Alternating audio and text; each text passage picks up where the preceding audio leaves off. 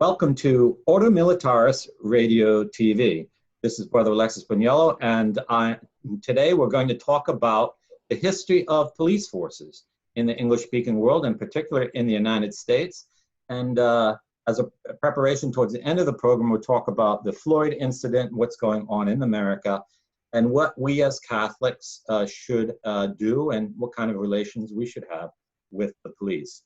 So welcome, AJ, to this program. Thank you for the honor of interviewing you now as a sort of change. Yep. You're welcome.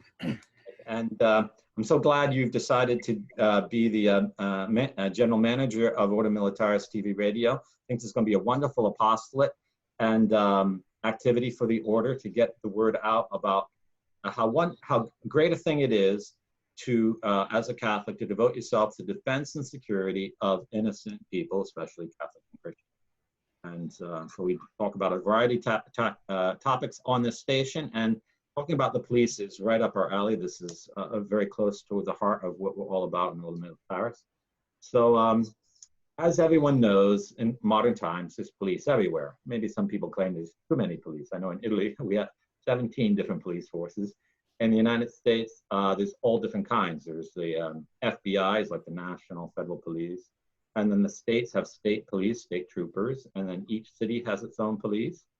And there are different kinds of federal police. I think there's a police for the Federal Reserve. There's Federal Reserve Police. There's police for the post office and things like that.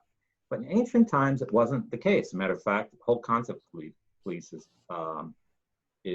a modern one. In medieval times, there's a thing called sheriff, which is an institution particular, I think, only to England. I'm not so certain about that.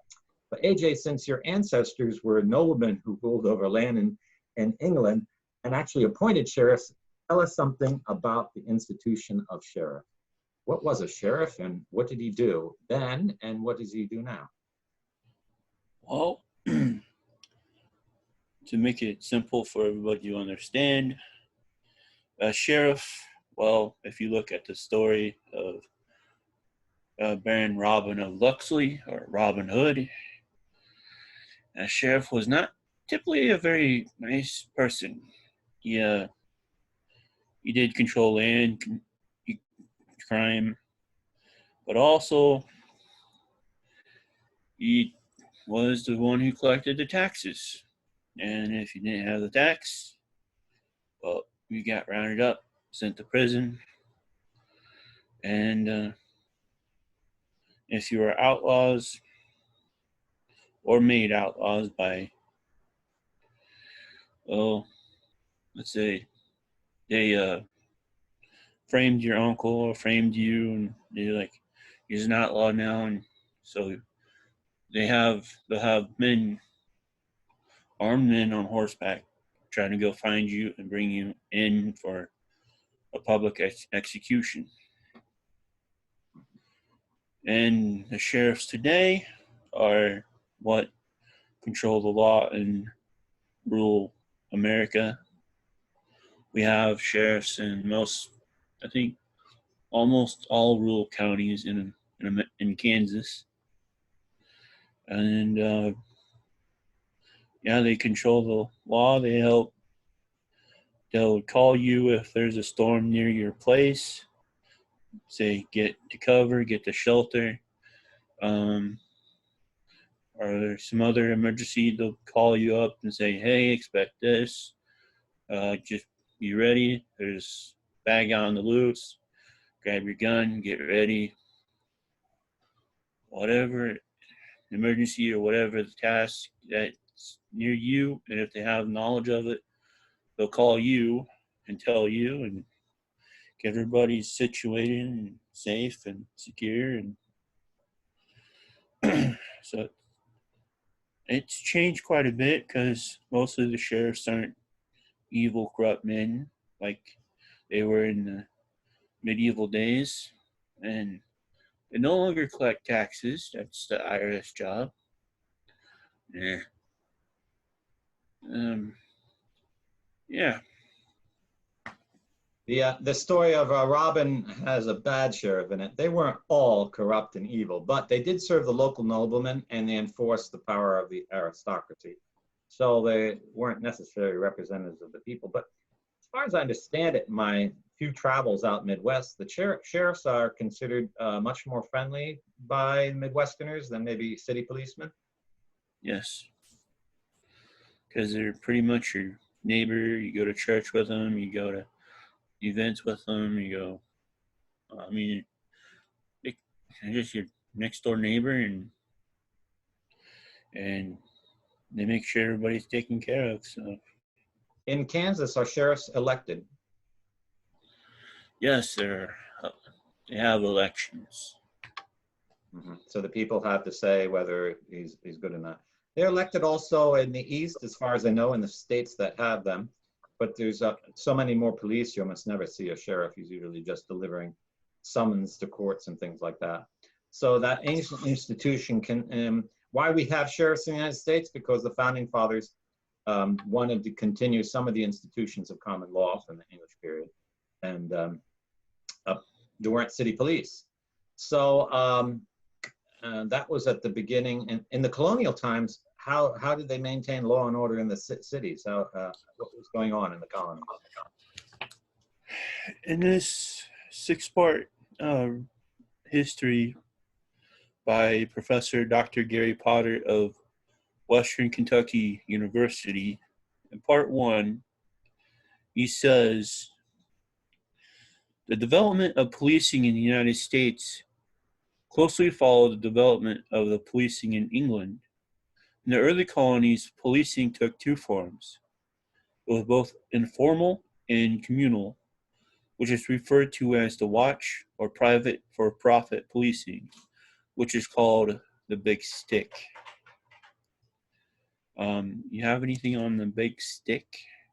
No, I don't. But the watch was a medieval institution, because many cities in Europe had walls, because throughout the history of Europe there were so many wars. Every city had to defend itself, and the watchmen of the city were very important to patrol the streets, especially at nighttime when most crimes take place. So that's another medieval institution that was preserved. The big stick, I don't know, but I imagine that's because it sticks because in many societies, in the Middle Ages, the noblemen's men all had swords and weapons at all times. And so they weren't carrying sticks. I don't think any Catholic society, they felt that they had to use a stick. But once a society separates from the Catholic faith, it can go to exaggerated lengths. So the police in the beginning, I think even in England, they still don't carry guns, or maybe only now they were being allowed to keep them. I know in other countries too, they just carry a baton. I don't know how to control anything with a baton. But the big stick was probably just because they had to have some kind of security to keep law and order in the colonial cities. And he goes on, these informal modalities of policing continued well after the American Revolution. It was not until 1830s that the idea of centralized municipal police department first emerged in the United States. Mm-hmm. In 1838, the city of Boston established the first American police force, followed by New York City in 1845, Albany, New York, and Chicago in 1851, New Orleans, Cincinnati in 1853, Philadelphia 1855, Newark, New Jersey, Baltimore in 1857. And by the 1800s, all major U.S.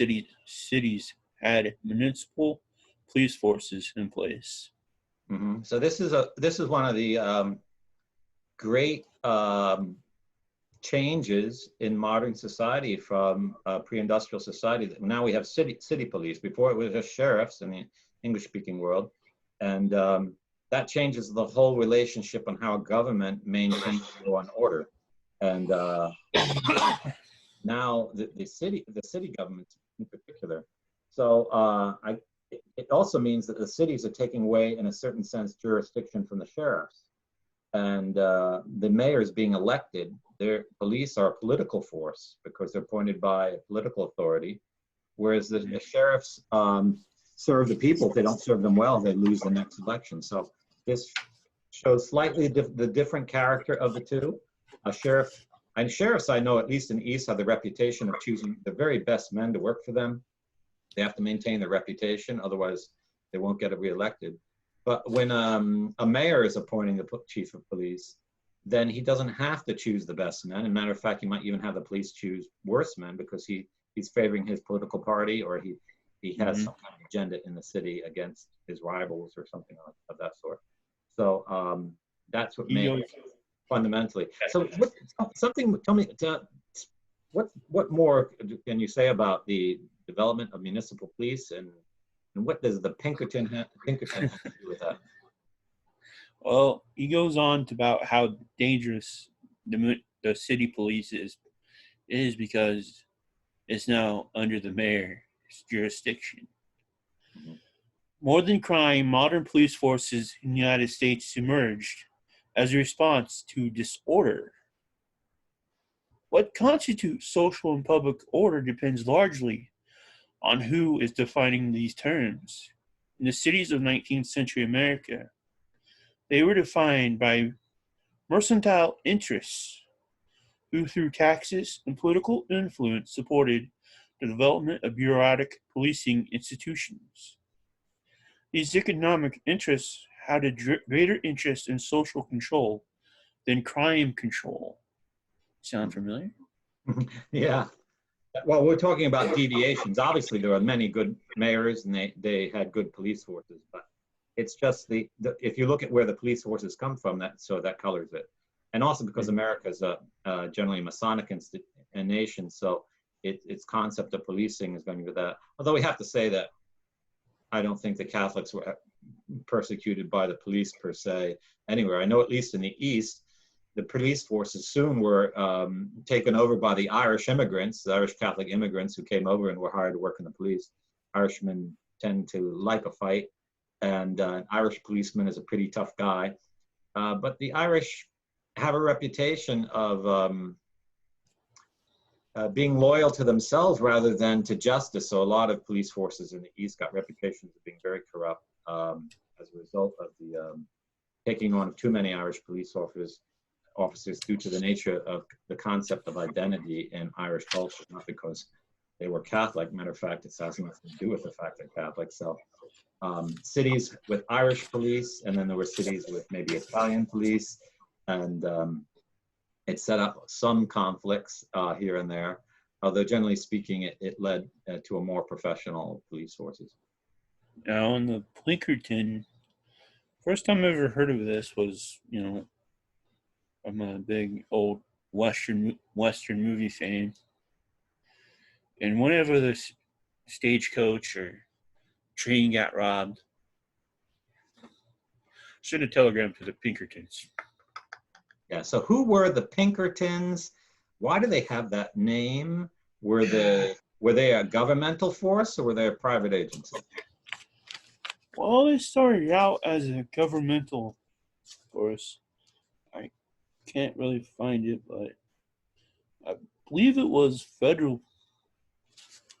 a federal detective agency, which I think turned into the Secret Service. And they took on these crimes where the train was robbed, and they went to hunt down the robbers and other crimes which happened on the railway. Mm-hmm. And now they're still around. I think their headquarters is in Chicago, and it's still the Pinkerton Detective Agency. And so they weren't really police; they were mostly into investigations. Most people don't know that the whole science of investigating crimes comes out of England at the late 19th century. Sir Arthur Conan Doyle actually wrote the stories about Sherlock Holmes to spread the knowledge of the forensic use of investigation. Even though by 1877, 4 of the heads of the investigatory service for the British police were tried and found guilty for corruption, because it's easy to allow personal feelings to sway what you think about who committed a crime. And of course, if your friends are the ones involved committing the crime, or your friends or your friends or your friends are, you could be persuaded not to investigate it. But the Pinkertons, were they instrumental in really raising the concept of professional methods of investigation in the United States? Did they make it popular?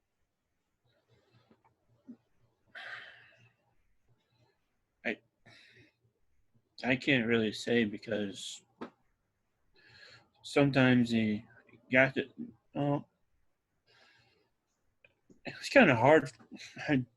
I'd probably say it's probably kind of hard for them to do the investigation part, because got the guys hopping onto the train, taking up, taking jewelry off the people, and they had their bandanas on like they do today. And I don't think they even, I don't know when, the fingerprints and all the other stuff came in to be for investigation purposes, but somehow they knew who they were and did those flyers, wanted posters.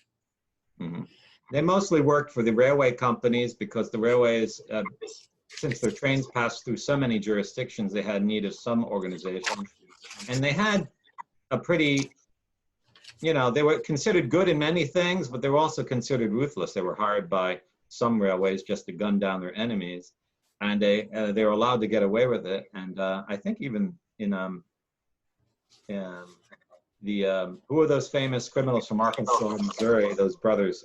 What's their name?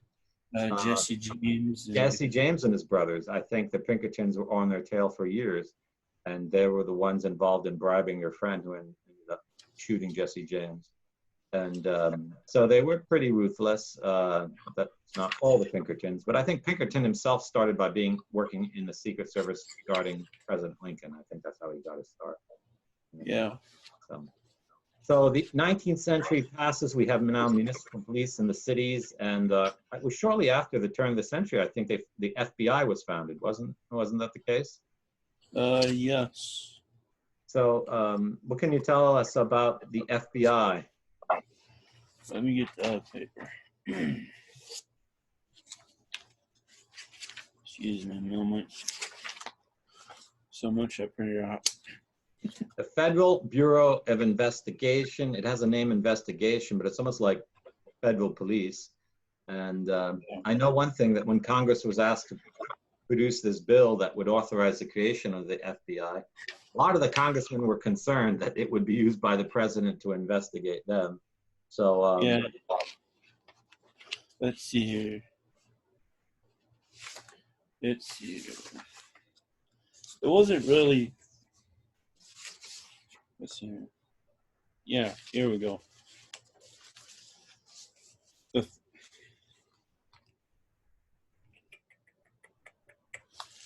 Okay. Where'd you go? As a general institution, the FBI is a result of the Civil War, because in the Civil War, when the South broke off from the Union and Lincoln reasserted federal authority, what happens is, after the Civil War, you have now a federalization of the United States. States' rights are suppressed. The federal government starts to take jurisdiction. The federal courts are now spread to the whole country. And if there's federal courts in the whole country, then there needs to be federal police. So the creation of the FBI was almost like a logical consequence of this new idea of the United States, which follows Lincoln's intervention against the South. And Dave. All right, right here. Okay. All right. The Bureau of Investigation, which later developed into the Federal Bureau of Investigation, this is from Britannica, was created in 1908. Many members of the U.S. Congress had opposed the creation of the secret investigation agency. In this case, the concern was more than ideological. The Secret Service had been investigating corruption in Congress, as well as in governmental agencies, and many congressmen were wary of increasing the president's investigatory powers. Nevertheless, President Theodore Roosevelt issued an executive order directing his Attorney General, Charles Bonaparte, I wonder if he's related to Napoleon. Oh, no, probably because he just has the same name, but kind of significant there. To bypass the reluctant politicians and create the Bureau after Congress had adjourned. So it was not, Oh, it wasn't by Congress. no, it was by executive order. So if someone else wants to pass another executive order, They could cancel it. yeah, I didn't know that. I thought it was by the power of Congress. So it's not even, it's hanging so. Boy, my goodness, that sets a bad precedent because then the government, any president could create his own little police force, you know. But I probably subsequently it got congressional approval or funding at least. But it yeah, shows you though probably. that Congress a century ago was a lot more on its feet than today. Today it seems like Congress stamps everything the president wants if he's a Democrat, and nothing that the president wants if he's a Republican. So. Yeah. So let's come Okay. to Hoover. Who was Hoover? Why was he so influential in the history of policing in America? Well, J. Edgar Hoover, if all the rumors and stories are true, I think he was a cross-dresser. Wasn't he? Well, we don't have to begin with that, but I know he was Irish, I think. Okay. He became the head of the Bureau of Investigation in 1924. He laid the groundwork for a strategy that would make the FBI one of the most prestigious police organizations. But here's the thing: when the public opinion started to read the books by Charles Dickens and Sir Arthur Conan Doyle and Edgar Allan Poe, they're like, we want detectives like these guys. So I was like, okay. So he set out to make these fictional images of detectives into reality. So those books did have influence. But Hoover was known to be very corrupt. And he was a Freemason. And some people even claimed that he was controlling the government, not the president. Can you say anything on that? Yes, let's see here. Okay. Yeah. The Academy. In 1935, he created the FBI National Academy, which trained also local police managers. The Academy extended the influence of the FBI and Hoover himself over local police departments, while at the same time contributing to exchange of professional expertise. Hoover concentrated the Bureau's resources on crimes that received great publicity and were relatively easy to solve, such as bank robberies, kidnappings. He assiduously cultivated the public image of the G-Man, the government man, as the country's incorruptible crime fighter. The National Academy, its scientific crime laboratory, created in 1932, and uniform crime reports compiled by the Bureau were critical factors in establishing crime fighting as the primary mission of police forces in the United States. Now, with the changes, he undid what August Vollmer was trying to do and bring in good, honest men into the police force. Who's August Vollmer and why is he so important in the history of American policing? Okay. Was he a Catholic? Let's see.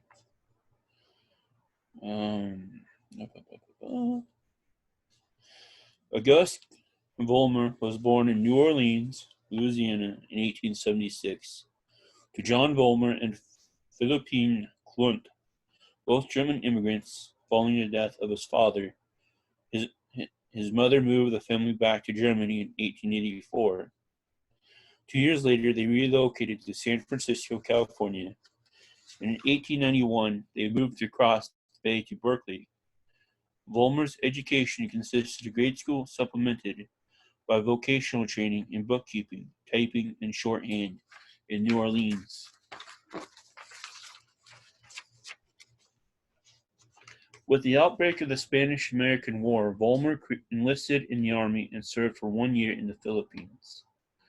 After returning home, he was employed as a letter carrier for 4 years, was eventually approached to run for the office of town marshal. Vollmer's notoriety was enhanced when he leaped onto a runaway railroad freight car on Shattuck Avenue in downtown Berkeley and applied the brakes. This made him a public hero. In April 1905, at the age of 29, Vollmer won the election 3-1. At the time of his appointment, the police department was in shambles. Crime in some areas of Berkeley was so bad that the Southern Pacific transcontinental trains refused to stop at the stations. His belief was the police force should run operationally like the army and be set out to do just that. He also made education a top priority among police recruits. Vollmer felt this was critical. The policeman's job is the highest calling in the world. The men who do that job should be the finest men. They should be the best educated. They should be college graduates. That's what policemen should be. And what are they? Dumbbells. Well, not always, but that's a great ideal. It's almost like it's a Catholic ideal. We in Ordo Militaris would say the same thing, because maintaining order comes from God. Maintaining order and justice is a divine work. You're under the patronage of St. Michael the Archangel. You do that work. You're doing a great job, and you're risking your life for the sake of the citizens. And as Christ says, there's no greater love than to risk your life for your friends. So it's an extremely noble profession. I think as Christians, we need to remember that, as Catholics especially. And so, but did Hoover corrupt the FBI? Did he start recruiting people who weren't honest men? Yes. Back to the other report from Britannica. As a result of Hoover's changes, Vollmer's idealistic vision of police work, with a strong emphasis on social work, was replaced with Hoover's strategy. Instead of broadening police responsibilities as Vollmer had proposed, the new reformers narrowed them to concentrate on fighting serious street crimes. They also moved to sever the close ties between officers and neighborhoods. Assignments were changed often. Officers no longer patrolled areas in which they lived, and most important, the police began to patrol in automobiles to insulate police from political influence. Civil service systems were created to hire and promote officers. The basic source of police authority has changed from law and politics to law only, especially criminal law. Finally, administrative decentralization was abandoned in favor of centralized citywide bureaucracies characterized by standardized operating and training procedures and minimal discretion at all levels. A strict division of labor, usually into separate divisions of responsible for patrolling, investigating, and providing support services. And the military-style command and control structure. The basic strategy of policing shifted to what became known as the 3 R's: random preventative patrols, rapid response to calls for service, and reactive criminal investigation. That model came to dominate policing in the United States. After World War I and II, as American political influence grew, the model was adapted in other countries. Mm-hmm. And as an anthropologist, I can say that model is dysfunctional, because if the role of police is to maintain law and order in the whole society, then they can do that best when they are part of that society. And so that they know their neighborhood, they know everyone in it. Because if policemen are tied to their neighborhood, then as soon as they're called to a crime, they know who to suspect and not suspect. They know who to apply force and not. They know who's an outsider and who's a local. There was a famous case during the presidency of Barack Obama where a black man was breaking into a house in Cambridge, Massachusetts. And the police arrested him and took him to the station, interrogated him in 2 hours. He turned out he was the owner of the property, and he had forgot his keys. He had to break the window to get back in his house. But they figured in this exclusive neighborhood, if a black is breaking through the window, he must be a criminal. So, but that's because the police didn't know their neighborhood. They didn't even know who lived in that house. So the model is just bad and dysfunctional. It aims to a police state. It serves the concentration of power, which is easily manipulated by people, whoever controls it at the top. And it's not likely to prevent more crime. It's actually likely to lead to situations in which police might do things they shouldn't be done, or people don't have confidence in the police. You know, a policeman should be your best friend in the neighborhood because he's maintaining law and order, but he has to know the people in the neighborhood. The neighborhood people have to know him.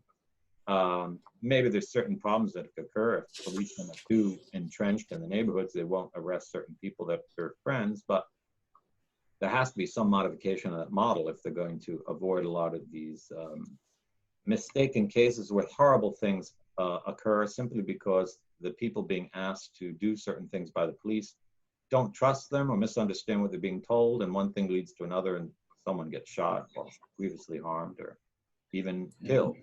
And so there you have it, right there in the model. And Hoover was instrumental in covering up the investigation of the assassination of JFK. As you mentioned, he had strange sexual ideas, and he allowed the Irish mafia to infiltrate the FBI, become informants, because he promoted this idea: if you're an informant for the FBI, you won't be prosecuted. So the Irish mob all volunteered to be informants on the Italian mob, and the FBI basically dismantled and destroyed the Italian mafia in the United States, which left a power vacuum in the criminal world. So the Irish mafia grabbed even more power. And there were, you might have heard of the case of the Bulger case, one of the members of the Irish mafia in Boston who killed, I think, more than a dozen people. He had immunity. What happened? I don't know. Someone turned my app off when I'm talking about the FBI. Hopefully we didn't lose the recording. It was still recording, so hopefully we have one track. So I know there's certain sections, for example, of New England, the Irish control one neighborhood, the Italian another, and if you walk in there, there's like, even the police look at you because the police are the same ethnicity. So the FBI may be listening to our show. But other than that, I have to say that my interactions with the FBI have been wonderful. I think that some people falsely accused Order Militaris, and FBI contacted me, and I spoke to them freely with complete confidence, and they ended the whole investigation. Says, obviously you were falsely accused. But they are considered one of the more professional ones now. Hoover's been dead, but he was in power too long. That was probably the big problem. But the FBI are known all around the world when there's crimes committed that affect Americans. The US government sends the FBI all around the world, and they have offices all around the world, I think in the US embassies and consulates. So they do have a big international reputation for being professional, and they are. They still have the concept of hiring good, honest men. It's not like the CIA, who purposely look for people who have no conscience or morally flexible. The FBI looks for really top, honest people, and they do have a good reputation. Now, for reasons of transparency, I will admit that there's no one in my family who's a policeman, and no one, as far as I know, in all the generations of my family who were ever a policeman. But AJ, do you have any family ties to the police and experience with the police? Let's see here. My first experience with the police was, well, I was helping my mom run the convenience store gas station, and in comes one of our family friends who's a state trooper. He's like, "Hey, you want to see our new stuff, new equipment?" I'm like, "Sure." So he's like, "Here's the new handcuffs. They're not the normal silver and metal jingly handcuffs, and just hard. You just lets me play with them, and like lets me see all the equipment." And he's like, shows me his car and lets me get in, driver's seat. Mm-hmm. Then a few years later, I go with a family friend and their family to the lake, and well, we were only group at the campsite, and we listening to classic rock and roll, and one of the songs was a little bit too loud, and somehow someone knew that had the music a little too loud. So a cop came from the city, Scott City, 40 some miles away. He's like, "I need to turn that music down." I was like, "Okay." The person Sure. who made that call must have had political connections. That's what I say.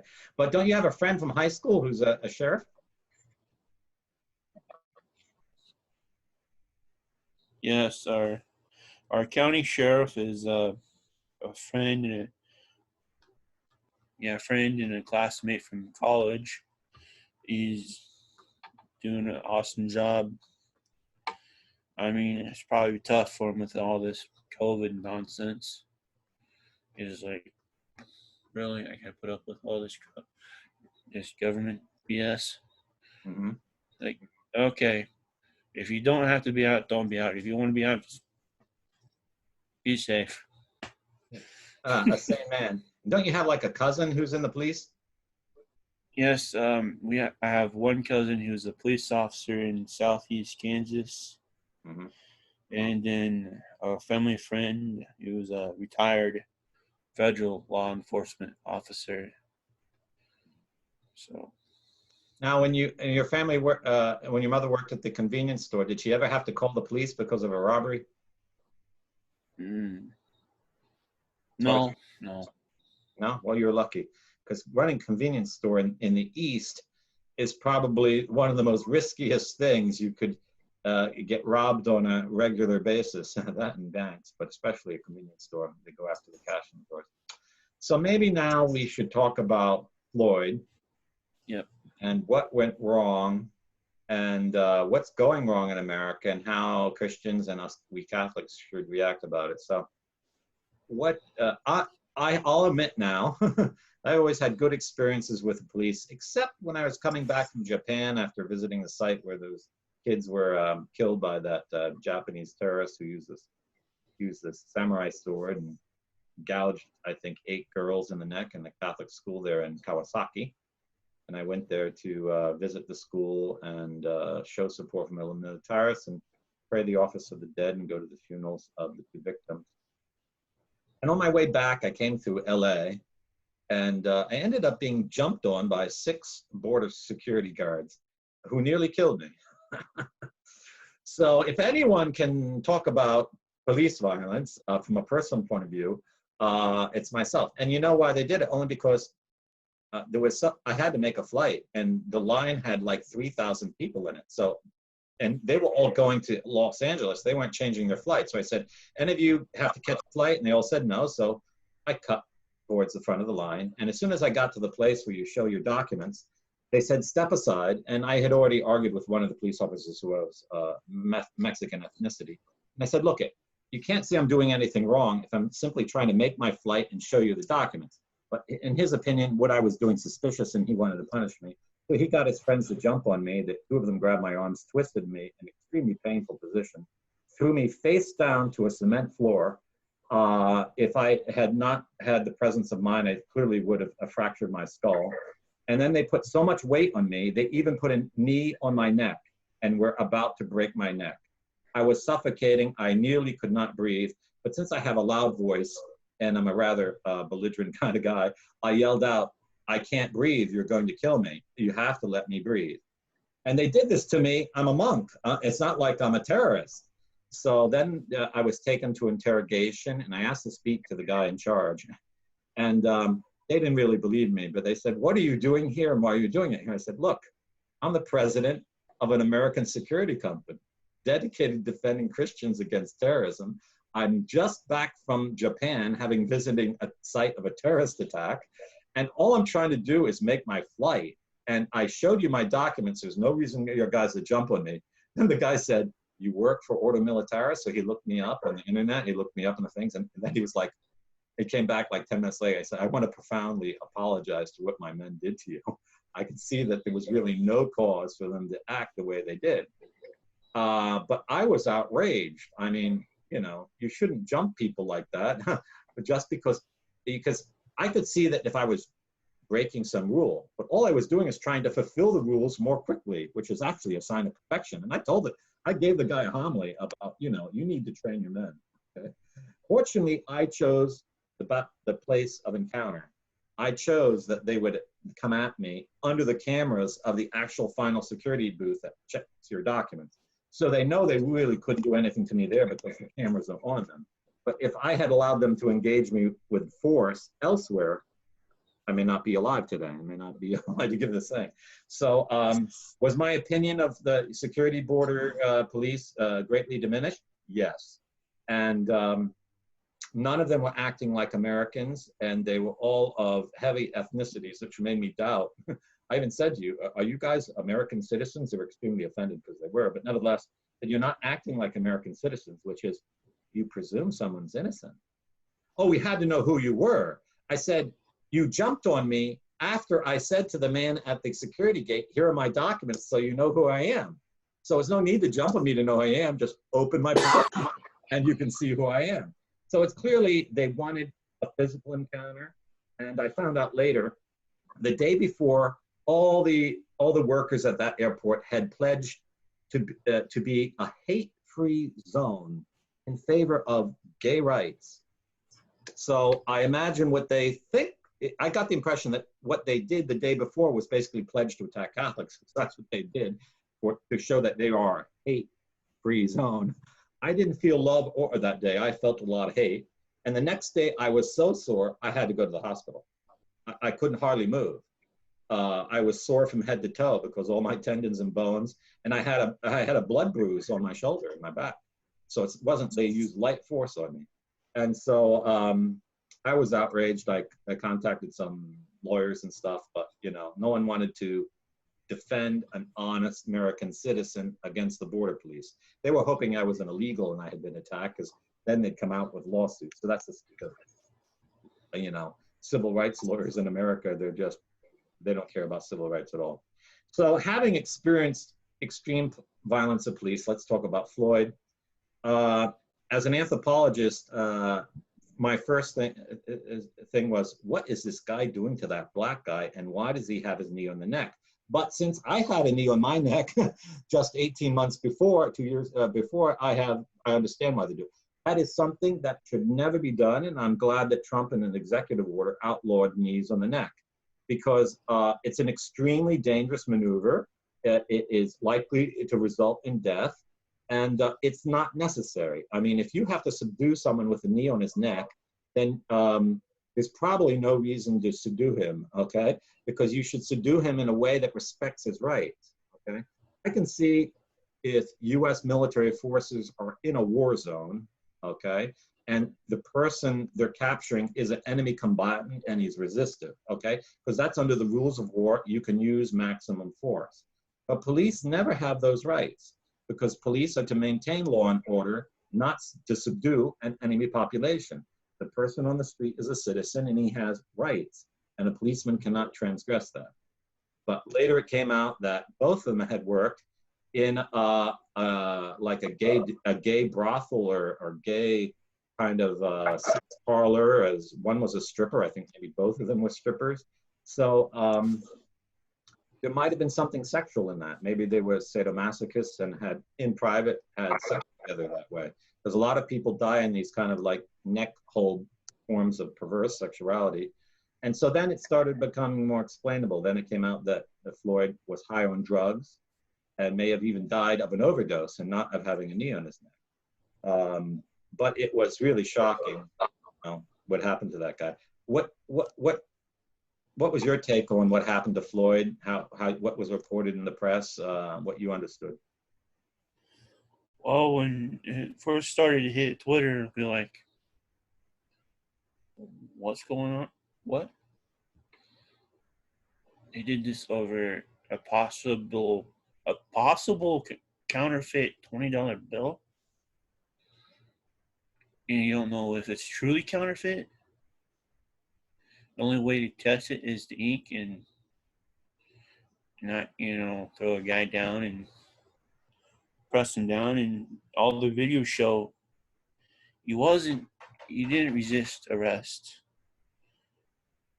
then all of a sudden, news started to leak out about his supposed past, his criminal records back in Texas, how he's a big time felon still, and had and one of them was horrible. He broke into a pregnant woman's house, beat her up a little bit, put the gun not here, but here, and took whatever valuables he could and left, and he got arrested for it. And it said he wanted to make a fresh start in Minnesota, but his friend who plays in professional basketball said in Houston, like, no, he's getting up because no one can take his um, uh, blank anymore. So that's why he was going to Minnesota. Then also other stuff was coming out, how he did some pornography. Yeah. And it's just awful. But to pretty much destroy minority businesses in Minneapolis and St. Paul, I mean, burn down most of the city, that's not called for. Yeah. Rioting in the U.S. inner cities, especially black neighborhoods, is not something new, as everyone knows who knows anything about American cities. And it's actually not something particularly to the United States. When riots break out in Africa, they generally burn their villages down, even their own villages down. It's a form of extreme public protest, and it's something hard for us to understand in Europe because it's not part of our culture, but it is part of African culture, and it's the way in extreme situations they express their rage. And so from that point of view, I'm not trying to excuse it, but I'm saying it's not particular. But it seems that Antifa is exploiting the situation precisely to destroy black neighborhoods and businesses and to weaponize the rage against Trump or against the United States, against the Christian order of things, because it's just gotten totally out of control and spread around the world even. So that's not how anyone should react to this. The only person who is guilty for the death of Floyd, if anyone, is Floyd and the policeman who treated him as he was treated. So either he overdosed on something and he died of that, or the policeman broke his neck and he died of that, or suffocated. There's no reason to attack anyone else, burn down anything else, and commit any crimes. People have to understand that the worst thing about anger is it leads you to attack people who are innocent. And the excess of anger is one of the worst passions, and it's the one that blinds most the mind of men and makes them animals.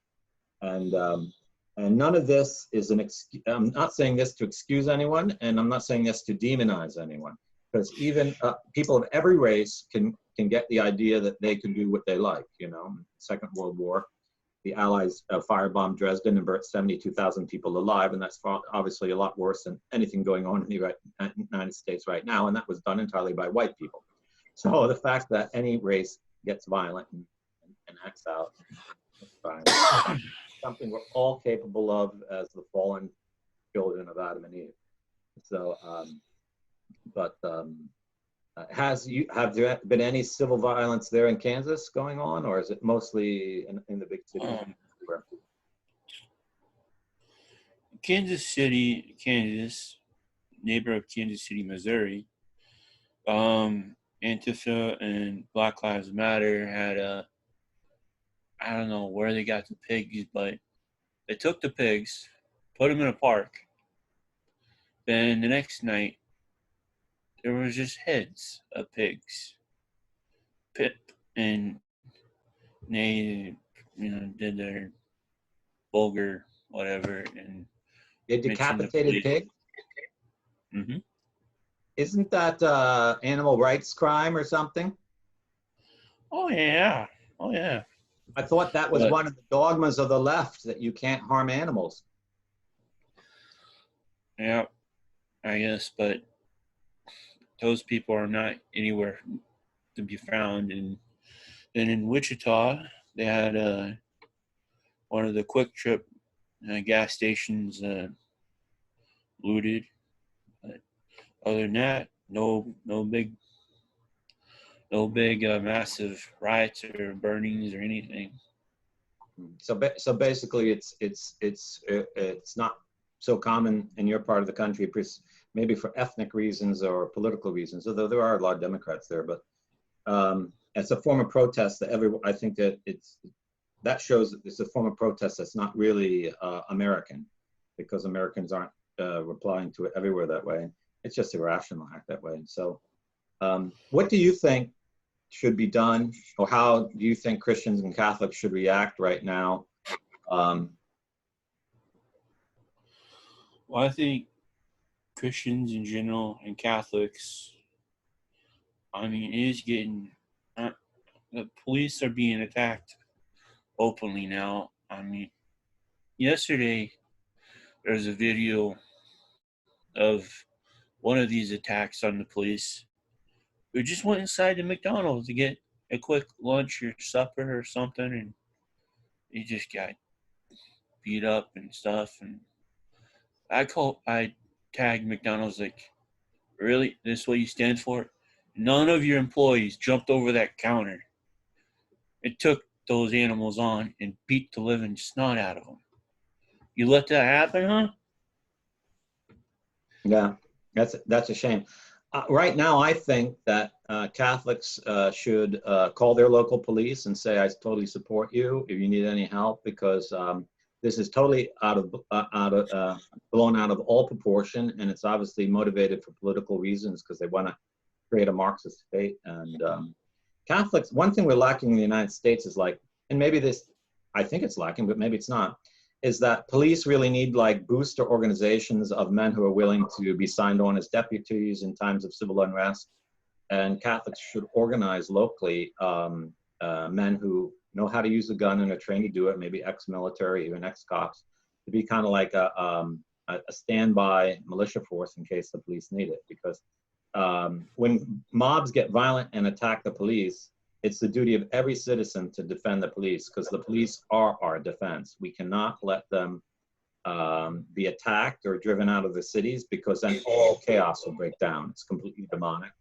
And so at least call up the police and say you support them, and if they need any help or assistance, you let them know. Because and if you see any suspicious activity in your neighborhood, let the police know.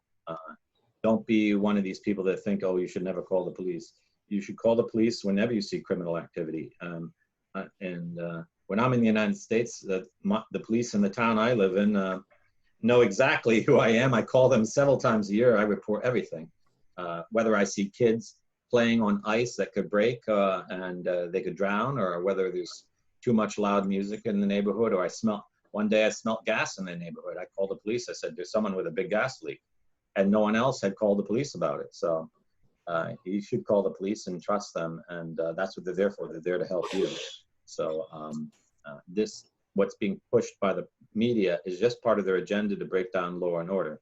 I guess they think that with all this mayhem, people are not going to vote for Trump. I think they're going to convince people to vote more for Trump, though it's really a local issue. Yes, it seems like it's all media. They're just constantly blaming the police, making them out to be like the guy who killed Floyd, and then finally the NYPD union boss chiefs had a big old press conference. He called out the media directly. He gave them a good old NYPD, chewing out, and he's like, "See this badge? It still has a shine on it. I'm not the guy from Minnesota. Neither are these guys. Mm-hmm. Stop calling us." It's the same tactic they've used with the pedophile crisis. They tried to blacken the names of every Catholic priest just because there's a few creeps. It's a standard Marxist tactic. However, if you find members of the Democratic Party that are criminal and you say, well, then all the Democrats are suspicious, then they'll pile on you saying, oh, no, you're exaggerating. It was only one isolated. Epstein has nothing to do with the Democratic Party. So it's they're double-faced. They apply one measure to their political enemies, and they apply another measure to themselves. The measure to themselves is always to make excuses. And the measure on their enemies is always to blame all of them for the faults of a few. And in this case, the fact that the guy who might have killed Floyd was his friend and worked in the same gay sex parlor, they're both Democrats, and it's a Democratic affair. It had nothing to do with Trump or the Republican Party or white people or Christianity. It has nothing to do with any of those things. So let's point the finger where the finger needs being pointed. It doesn't even have to do with the police. Although, if good policing methods were followed, you wouldn't be people that worked in sex parlors to serve in the police. Okay, I think it's, a no-brainer. But this is what the Supreme Court seems not to know. As soon as you start saying people have rights who don't have rights, then government institutions like the police are forced to hire completely immoral people who end up killing people. So it just breaks down society. The Supreme Court had no authority to make that recent decision, and God will send them all to hell for allowing it to go forward. Even the ones in the minority position, they should come out and say, this ruling has no force of law because it's unconstitutional. Our court has no authority to establish a right that's not founded in nature. But they don't even say that, so they're not faithful to America either. So it's been a sad month in the history of the United States with all this thing going on, but hopefully people will calm down and not become more extreme. And that people, as Catholics, we need to pray for our police and pray for our nation right now. Tomorrow is the feast of the Sacred Heart of Jesus, and we need to pray a lot to our Lord that he send his calming graces on people, and they start realizing that the police are an essential modern institution, and we need to support the police, and we need, when we can, to elect honest heads of police forces and sheriffs and promote whatever good formation and support they can get, and encourage that people with dicey or shady records not get hired as police, because that damages the reputation of police, it damages law and order in society, and it can lead to the violation of individuals' rights. So, would you like to add anything further, Adrian?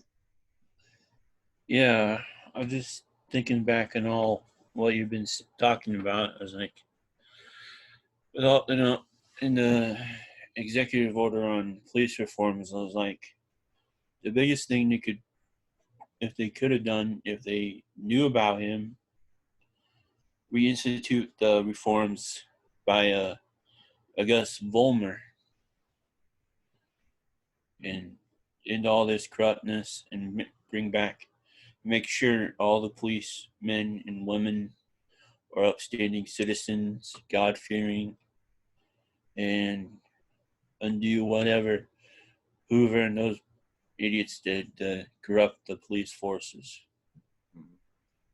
One thing at Ordo Militaris Incorporated we have the hope to do is to raise capital and build a training camp. And though it would be for our men who serve to defend Christians, we would like also to do at that camp training courses for state police, local police.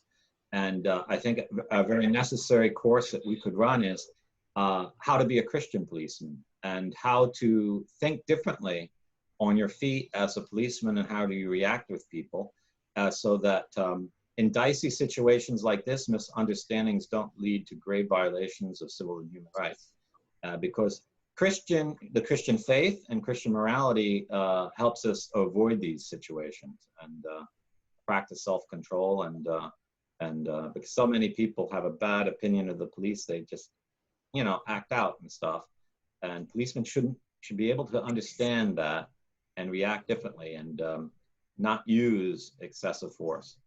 And so I think we've had a good conversation here. And if there's anyone who would like to really promote Catholic ethics of police and military, Ordo Militaris, that's the whole purpose of our corporation, to imbue the formation of military and any kind of security forces with the Christian faith, the Catholic faith.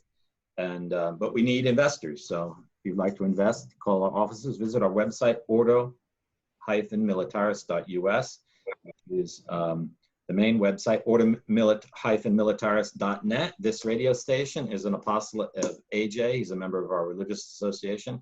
and he's doing some wonderful work here. And I'm very glad to have interviewed you today on this topic of the police.